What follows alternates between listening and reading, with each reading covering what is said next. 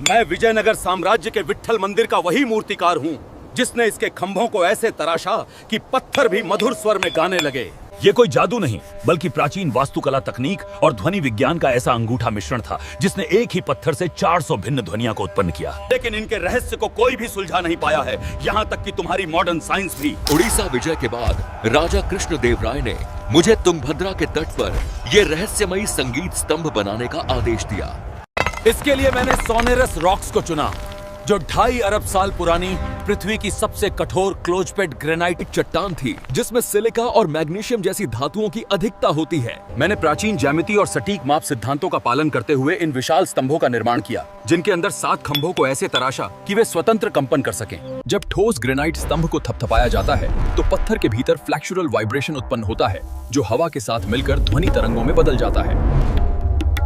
मैंने केवल एक पिलर नहीं बनाया बल्कि ऐसे 56 विशाल मुख्य खंभे बनाए थे जिनके साथ छोटे खंभों से शास्त्रीय संगीत के सप्त सुर निकलते थे। जब इन्हें किसी अवसर पर बजाया जाता था तो यह एक विशाल वाद्य यंत्र की भांति कार्य करते थे, जिसकी ध्वनि विट्ठला बाजार तक जाती थी। ये 1 किलोमीटर में फैला अंतर्राष्ट्रीय लग्जरी बाजार था, जिसके दोनों तरफ 2 मंजिला मंडपों में फूल से लेकर हीरे मोती अनाज की तरह बोरी में बिकते थे। राजा कृष्णदेव राय की मृत्यु के बाद जैसे इस नगर पर काल ही आ गया, दक्षिण के 4 सुल्तानों ने एक साथ आक्रमण कर दिया। तालीकोटा युद्ध में आलिया रामा राय ने डटकर सामना किया। वो जीतने ही वाले थे कि सेना के 2 मुस्लिम कमांडरों ने धोखा दिया और सिर कटवाकर भाले पर टांग दिया। इसके बाद 6 महीने नगर को खूब लूटा। वो विधर्मी केवल लूटने नहीं आए थे बल्कि इस संस्कृति को ही नष्ट करना चाहते थे। सैकड़ों मूर्तियों को खंडित करने के बाद भी मन नहीं भरा तो मंदिर को जला दिया। एक तकदीर। अल्लाहू अकबर। आग और हमले के कारण पिलर्स में माइक्रो क्रैकर्स आने से ध्वनि कम हो गई, क्योंकि किसी ठोस में ध्वनि तभी गति करती है जब मॉलिक्यूलर स्ट्रक्चर एक समान हो। इसके बाद हजारों निर्दोष लोगों का क्रूर नरसंहार किया, यहाँ तक कि महिलाओं से लेकर छोटे बच्चों तक को भी नहीं छोड़ा।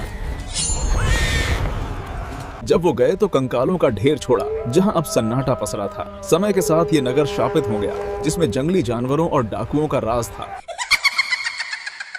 समय बदला और फिर आया 19वीं सदी का वो दौर जब अंग्रेजों ने स्तंभों को देखा तो वो आश्चर्य में पड़ गए। उन्हें लगा इनके अंदर कोई संगीत यंत्र छुपा हुआ है जिससे ध्वनि उत्पन्न हो रही है। ये जानने के लिए उन्होंने 2 खंभों को काट दिया, लेकिन वो तो उनके दिल की तरह ही कठोर निकले। इसके बाद बौखलाए गोरे लुटेरों को जो दिखा वो सब लूट कर ट्रेन में ऐसे ले गए जैसे उनकी अम्मा का दहेज ले जा रहे हों। इतने बरसों के बाद भी ये वीरान सा पड़ा है। Takadimi, takanam, tha synchronization, ni ta standardization, taka standardization.